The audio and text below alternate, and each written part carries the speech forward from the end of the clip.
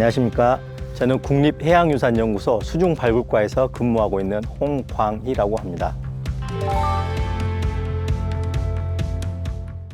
지금 하시는 일에 대해서 좀 소개를 해주세요. 저희 수중발굴과에서 하는 업무는 뒤에 보시는 배라든지 지금 다 수중유산 조사를 하고 있는 현장입니다. 그래서 저희들은 저렇게 배에 타서 실제 물속에 잠수를 해서 해저에 있는 유물들을 찾고 발굴하고 그거에 대해서 연구하는 업무를 하는 부서입니다. 자세하게 어떤 일을 하시는 거라고 생각하면 될까요? 보통 조사하는 기간은 1년 중에 4월부터 10월까지 한 6개월 정도 근무를 하게 돼 있습니다. 물의 흐름을 물대라고 하는데 그 물대에 맞춰가지고 물이 가장 약할 때를 중심으로 한 열흘 정도 일을 하고 한 4, 5일 정도 또 쉬었다가 또 열흘 정도 하고 이걸 반복 패턴에서 1년에 140일이나 150일 정도까지도 배에서 직접 먹고 자고 생활하면서 조사를 하고 있습니다. 물이라는 이제 다른 공간에서 하기 때문에 장비라든지 방법이 약간의 차이가 있는데요. 잠수 장비가 일단 필요할 것이고요. 그리고 땅을 파야 되는데 육상처럼 포크레인으로 팔 수가 없기 때문에 특수한 펌프 등을 이용한 이렇게 땅을 파는 제토 장비가 또 필요합니다. 다른 팀원들과 커뮤니케이션 어떻게 할까요? 잠수사들이 헬멧을 쓰고 그 헬멧에는 공기를 공급하는 엄빌리컬이라는 호스가 연결되어 있습니다.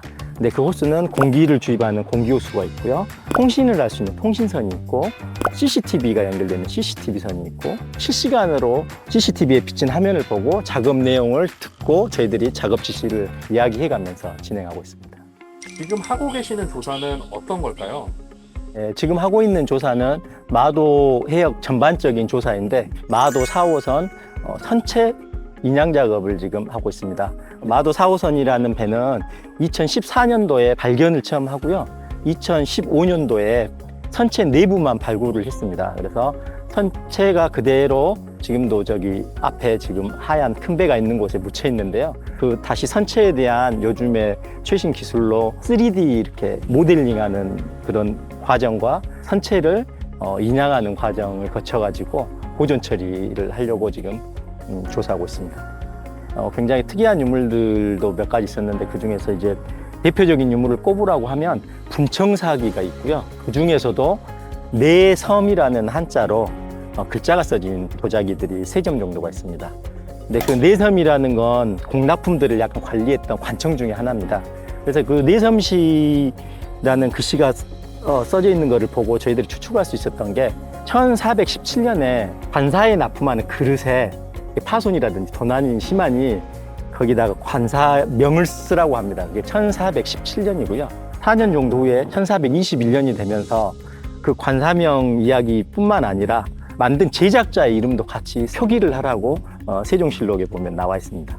거기에 내섬시라는 관사명은 있지만 만든 제작자의 이름을 없는 걸로 봐서 저희들이 추측해서 마도 4호선의 침몰 시기는 1420년 전후 정도 될 것으로 지금 시기는 추측하고 있고요. 우리나라에 지금 19척 정도의 배를 저희들이 발견하고 보존 처리하고 있는데요. 그 배 중에서 유일하게 한 척 있는 조선시대 선박이다 보니까 일단 올해는 저 4호선을 우선적으로 발굴하기로 하였습니다.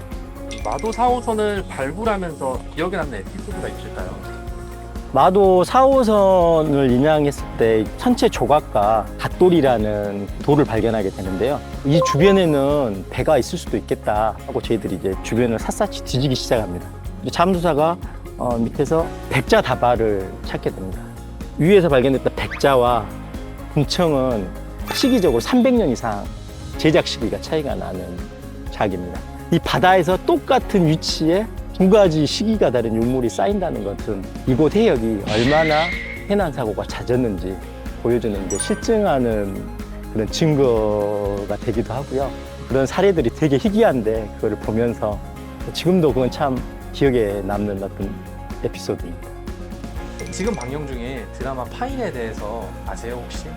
우리나라 최초의 그 수중 문화재 발굴의 계기가 됐던 신안선에 대한 도굴 이야기라는 걸 알고 있습니다. 신안선의 선체를 보존 처리하기 위해서 만든 기관이 목포 보존처리소인데 그 보존처리소가 발전하고 해서 해양유물 전시관이 됐다가 지금은 해양유산연구소가 돼서 저희들을 있게 한 그 배이기도 합니다, 신안선이. 저희한테 보여주실 게 있다면서요? 예, 네, 있습니다. 어떤 건지 소개해 주시겠어요? 예, 먼저 이 햇빛 차단 마스크입니다. 이렇게 햇빛을 가릴 때 쓰는 마스크인데요. 저희들이 잠수를 하기 때문에 선크림을 바르더라도 물에 들어갔다 나오면 이게 뭐 눈에 들어간다든지 이런 좀 불편함이 있어가지고 이 마스크를 많이 활용하는 편입니다. 그리고 이 칼도 제가 이제 잠수를 할 때 상시 가지고 다니는 건데요. 물속에서 잠수를 할 때 그물이라든지 밧줄에 걸릴 비상 상황이 생길 때가 있거든요. 그래서 항시 소지하고 다녀야 되는 필수 장비 중에 하나입니다. 마지막으로 소개드릴 것은요, 이 구명조끼인데요. 저희들은 배에서 항상 조사 업무를 하기 때문에 거의 대부분 구명조끼를 입고 생활하는 시간이 많습니다. 그래서 이것도 거의 뭐 몸에 항상 붙이고 다니는 어떤 필수 장비 중에 하나입니다. 오늘 소개해드린 장비는 이게 3개인데요. 실제로는 정말 많은 장비들이 있는데 저희들이 꼭 안전을 최우선적으로 하면서 조사를 해야 되기 때문에 이런 장비들을 꼼꼼히 챙기고 항상 관리하고 있습니다. 어떤 후배들에게 이 일을 추천할까요? 내가 좋아하는 직업을 갖고 싶어 하는 분들이 오셨으면 좋겠습니다. 특히 수중 이런 문화유산 조사는 바다에서 해야 되기 때문에 뭐 배멀미라든지 뭐 잠수를 해야 되는데 저는 잠수해야 되는지 몰랐어요 하고 오신 분들도 정말 간혹 있거든요. 그렇다 보면 이게 책임감과 약간 희생 정도도 좀 있어야 되고 내가 정말 이 직업을 좋아서 할 수 있는 분이 오셨으면 좋겠습니다. 줄 수 있는 팁이 뭐가 있을까요? 좀 특수한 분야이기 때문에 경쟁률이 좀 낮습니다. 그리고 공부할 것도 또 많지 않습니다. 그래서 여지껏 했던 수중문화의 조사에 대한 발굴 보고서들을 꼼꼼히 한번 읽어보시고 수중 발굴이 어떻게 이루어지는지 보시면 좋을 것 같고요. 요즘 밖에서도 레크레이션 다이빙, 스쿠버 다이빙이라고 하는 그 다이빙들 많이 할 수 있는 기회도 있고 미리 조금 배우셔서 물에 대한 적응을 내가 할 수 있겠는지에 대해서도 한번 준비해 오시면 좋을 것 같습니다. 앞으로의 목표나 포부는 어떤 게 있을까요? 통일신라 시대 배, 고려시대 배, 조선시대 배까지 이제 발견을 했는데요. 그 위쪽에 삼국시대 배라든지 선사시대 배면 더 좋고요. 그리고 조선시대도 중기 후기의 배들은 아직까지 나온 사례가 없어서 그런 배들을 조금 더 개인적으로는 찾았으면 좀 하는 바람이 있고요. 바다를 사랑하시는 젊은 분들이 관심을 가져주셔서 이런 수중 고고학의 연구자로서 같이 참여하셔서 같이 일을 했으면 좋겠습니다.